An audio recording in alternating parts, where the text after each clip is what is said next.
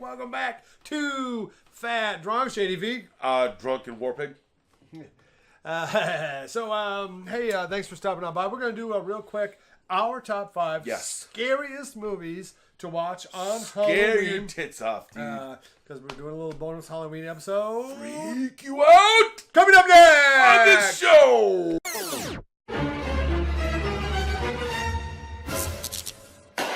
Okay, so let's see if we agree on any of these. So I'll start it off. Give it up.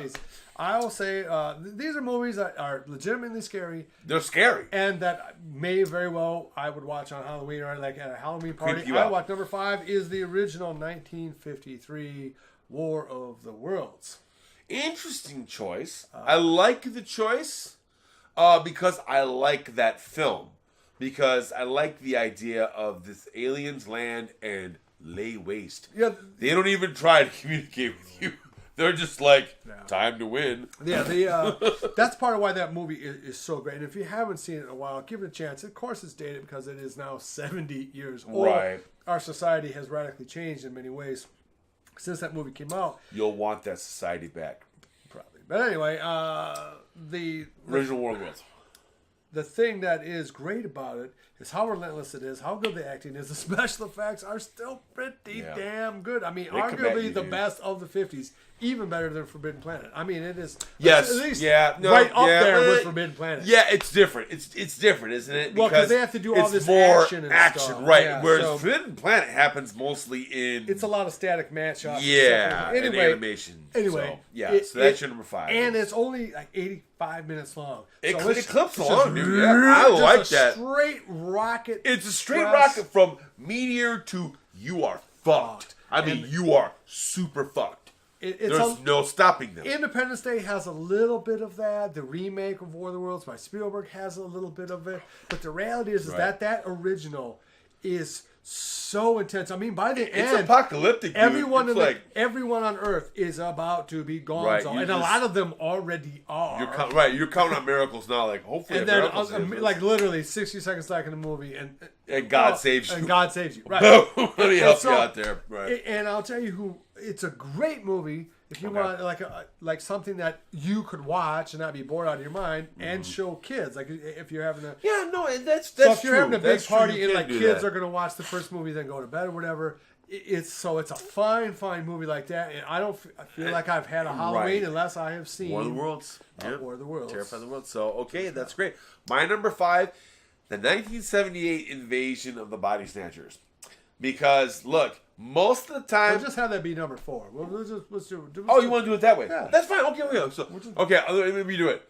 So, number 4 here has got to be the 1978 version of Invasion of the Body Snatchers. 78 or 79? I swear it's 78. I might be wrong. I'm sorry. I am kind of drunk. So 78 came out. Big year for fucking scary movies. Yeah, man. Fucking A. And then 79 was the magic. Right. I mean, just unbelievable. But, anyway. So why though? Most of the time, a remake of a film, it's a pale imitation. In this case, no, man. They take the original 50s with Kevin McCarthy and fucking Morticia Adams is in that. Yeah, Yvonne. Is that her name though? Yvette. No. What's her name? Carolyn Jones. Carolyn Jones is the wife of his friend.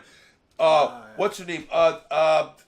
God damn it, Cartwright. Veronica Cartwright plays her. Okay. Right. So that in this version of the Invasion of the Body Snatchers, what makes it so effective is just it is so true to life. I mean, I'm sorry that you're following that, and it seems like it is really. It shows how that scenario actually is very possible in a big city. Would happen fast. And it would happen fast. And Jeff Goldblum, who is a revelation, and Leonard Nimoy's in that. Yeah, so it's got a great cast.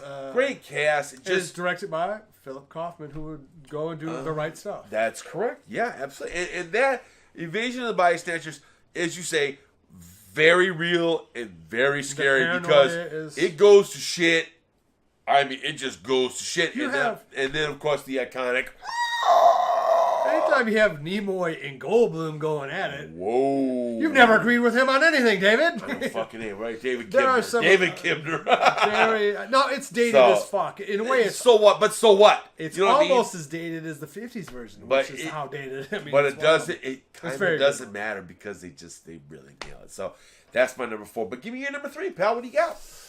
Ooh, you gotta have Night of the Living Dead, and I mean these are scary movies and movies that you would actually watch on Halloween. Yeah, and, I was watching it today. We watch Night of the Living Dead every Halloween. It's just you have to watch it at the big party because they're coming to get you, Barbara. I mean, come on, dude. It might be the first truly scary film. I mean, for our first generation. horror film, because Dracula and Frankenstein did legitimately scare audiences. But it's gothic horror, and it's a different audience. It just wouldn't scare us at all. No. But Night of the Living Dead still has that power because of its documentary style, because of its monster that is Cinema Verite. It just seems very real, and you believe it. You're the newscast, how intensely grim it is. The radio. Yeah, the radio. Yeah, sure. And then that they kill, bad at the end of the movie. Every spoiler alert for anyone who hasn't fucking seen it. Unrelentlessly grim. It's the music. And it's just stock music. But it's great. It works. Yeah, it's amazing how good. And you know what I like about it? Is we talked about it before, but Night of the Living Dead is efficient. Oh, yeah. I mean, you see the first zombie at the 5-minute mark of the film, and it just hits the gas, and that's it. You're in the movie now, and I like that. The worst thing in the world, they're trapped in the house, it's going steady south, dude. And the thing about it is, I hate horror movies that fuck around. Don't fuck around, man. I'm here to watch a horror movie. Get to it. Okay, well, give me a number 2. What's number 2? All right, I'm gonna give you my modern dude because I like it. I like it so much. I love Hell House LLC, man. Hell House LLC is fucking scary, dude. It just is. I mean, these guys really took the haunted house aspect and fucking did it on film, and it's great. It's fucking scary, dude. I will say this. Now, I've seen it 3 or 4 times. By the time you watch it the 4th or 5th time, you know where all the scares You know the scares coming, so, right. I'm sure by next year, because I've watched it 3 or 4 times, within the last 6 months. Right. But it is a movie that you should check out. Now, I will say this. You could zap out the first 5 minutes. You can cut quite a bit out. As a matter of fact, as far as I'm concerned, you could cut the whole backstory off where she takes the reporter there. Oh, no, I like that. But for me, it could have ended right there. It could have ended with the end of that. I mean, it's kind of cool, although I don't like the cloaked figures. What does it for me is the clown on the stairs. Yeah. That is just a great scene, dude. It's a great sequence. You're like, holy fucking shit. So, yeah, Hell House LLC. Let's see if we can come up with one for number 1. I was going to say Blair Witch Project. I think that is the scariest movie of all time. But I don't know that is such a great movie to watch on Halloween. So these are not they're scary movies that you right. So what do you watch? Because the shaky cam makes people puke. It actually is a build, right? It's a build of a film. So it takes kind of a while. It's just more a movie that you ought to watch by yourself in a cabin up north somewhere, right? Or don't. Or but on a rainy night. I mean, but not necessarily at a party. I'm just watching a cab ass. I mean, what movie do you think most people a scary movie? So not Rocky Horror Picture Show. I mean, that's scary Halloween film. Right. An actual scary movie on Halloween. Halloween. So you've already seen. We knocked out War of the Worlds. We watched Invasion of the Body Snatchers, Night of the Living Dead, and it's scary. It's gotta be scary. Hell House LLC. So give me the Ringer, number 1 movie. Fuck, scary. God, I mean, you are putting me on the fucking spot. Yeah, right. You fuck. Oh man, something that jumps out at you. It's fucking scary. And you can watch a Halloween and not be worried about the drag, right? Shit. The Shining. No. It's more of a winter movie, of course. Yeah, it totally is. Or even a summer drive-in movie. Right, it's more cerebral. So, but it's got to be a summertime, and it's got to be scary, and it's got to be fucking something you would watch on Halloween. Is it Halloween? It kind of might I would argue The Fog is better because it's a ghost story. And it's faster paced. Yeah. Yeah. You still have all the same great characters. You have the same photography. It's definitely creepier. I mean, the soundtrack to Halloween is terrifying. The soundtrack to The Fog is scary. Is eerie. I mean, if you put on the soundtrack to The Fog, you know what? Here's a better term. It's unnerving. Like you feel like, you're like checking over your shoulder. You're like kind of like, is that door locked? I mean, you're like that. It gives you that foreboding. You wouldn't feel bad if the Fog was the last movie you showed on Halloween, right? No, you wouldn't. You would be like, wow, that's actually pretty good. And you're right. You would enjoy They it. attempted to remake the movie. It was a disaster. Oh, God, it was fucking awful. It was fucking awful. It's like they tried to make a bad movie. Oh, my God. I saw that movie. Ed Wood bad. Oh, you poor man. I'm so sorry. I saw the video. I'm like, this sucks. This really hurts. I don't want to watch it. What would be a good one? The remake of the thing? It's another winner movie. Because that's not... It's another winner movie. It's not scary. I mean, it's... You know what I'm saying? It's not like, oh, fuck, I can't believe watch this movie. Okay, I'm going to give you a good mention here. And you can probably... So we agree on the Fog. That's fine. Okay. You're right. Okay, so the honorable mention here would be Paranormal Activity. Yeah. Could you watch that in a party situation? Because people would have to be watching it. Yeah, I mean, it requires your attention. It really does. I mean, that's But if you crank the sound up... All right, wait a minute. We're forgetting one, of course. Exorcist? But is that a party movie? Because that's so heavy. Look, if you're going to catch me saying critical things about The Exorcist, no, that's not going to happen. I will. You're going to criticize The Exorcist? I'll criticize one. All right, go ahead. Give it a... Tubular Barrels does not. That's not fair, though. Come on, that's not fair. That's not a fair. That's not a fair criticism. What about The Omen? Interesting. That's Gregory Peck. You know what's funny? Gregory Peck. I'm very serious about everything. Talk slow, because I can. Son is the devil now. You're going to help me out. Because that'd be a movie that a lot of people probably haven't seen. No. It moves decently fast. It's got a lot of jump scares. I think Goldsmith did the soundtrack. And okay, let me give you why The Omen works. But would it work in a party? Like, yes, so a bunch of people. Because there's fun stuff that happens. Right, you don't have to pay attention to it. Just come in when Damien's killing a or when fucking David Warner gets his head cut off, or that chick. It's all for you, Damien, and she jumps out and hangs herself. That's disturbing. When they kill fucking Lee Remick, that's disturbing. What about Exorcist 3?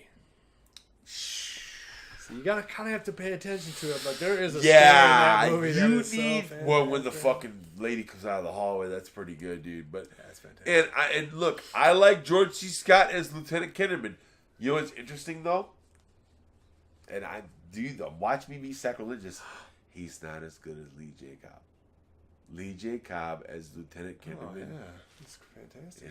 Is better than George C. Scott. Is better than George C. Scott. And that's saying a lot. Because, look, you're going to catch me criticizing George C. Scott. But, yeah. So, The Exorcist, not a good film at a party, though. Yeah. I mean, you want people going, like that, but what is it? It is weird. I mean, it really does kind of limit you down to... So, it's not just a fun... like Saturday the 14th. It's got to have some scare to it. There has to be a scary... And that's why I do love War of the Worlds original. Because anybody can watch it. It's in Technicolor.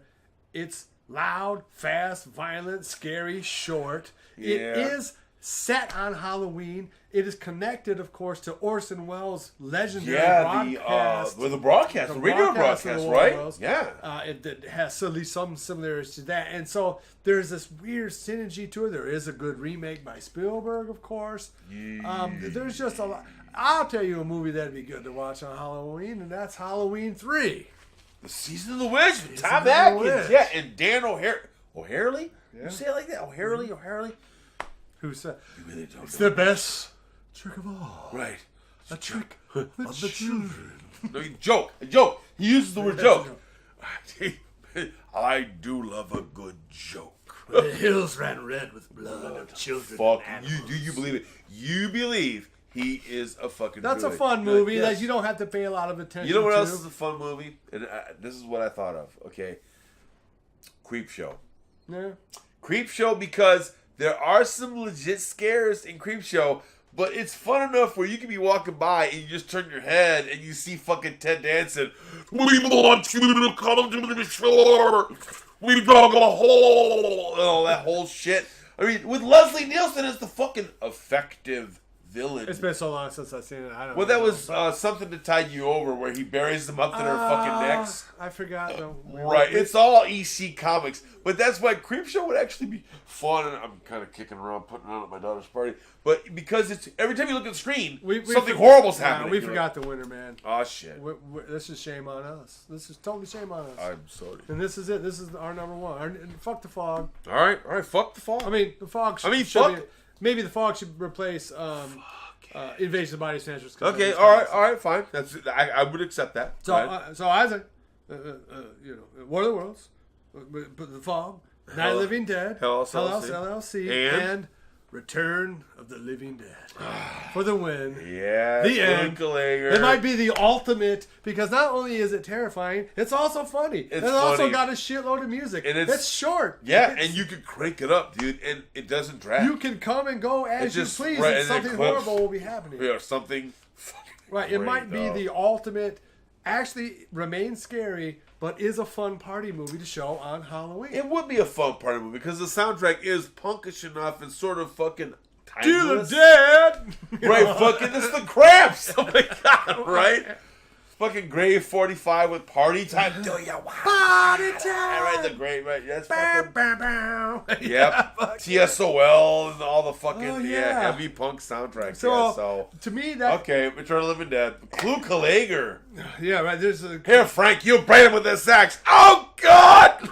You mean the movie live? Right, fucking A. Well, they hit him in the brain, right? I mean, so that's a pretty good top five. I think you get two of those movies and you'll be rocking. Yeah, you'll actually have some good scares, but it'll be something fun. And you'll enjoy it. I mean, it will get you in the Halloween spirit, right? I mean, it'll make... So it's interesting. Halloween. So two zombie movies make our top five. Yep. An alien invasion movie. Yes. A movie about ghosts and the fog. Well, two movies about ghosts, because the Fog and Hell House LLC. Yes, basically about ghost spirits, right? Okay. Right. And then number one, zombies again. So I'm pretty representative of what I would say is popular in modern monsters. Right, if you rank it out, right?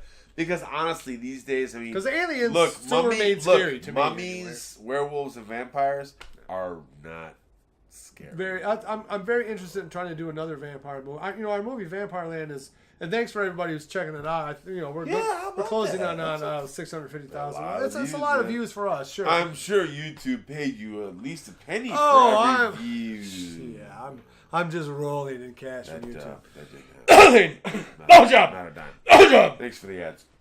Yeah. Anyway, but thanks for watching it. But it's more of an adventure horror movie. Yeah, you could say that, and that's kind of vampire movies because it's so sort of. That's what I wanted it to be, and actually for the movie I wanted to make. I thought it was fun, but it's not scary in the slightest. So yeah, the kind of traditional monsters are dead, but aliens I think are still scary. Zombies are still scary. Yes, and I think ghosts are still scary. Ghosts are still scary. You kind of think because ghosts are real. Because and people, fucking, you hear something in the house at night, you're like, you're not thinking, oh wow, what if it's a vampire? You're thinking demons. All right, so thanks for checking out our top five scary party movies. Thanks for hanging out. Like, subscribe, check out Reanimated. Coming out this Halloween on YouTube and Kickstarter, GoFundMe, something like that. Our movie Five Must Die. Yeah. Let's hope they're getting some distribution either from Australia or from Michigan. Five Must Die. And that's great. Of course, I think we have stuff to sell like shirts, swag. Call up and get hats. your shit. We're going to be trying to start a Roku T-shirts, a Roku channel in the coming year. So like, subscribe, share, love each other, and there's a line over at the Frankenstein place. There's a line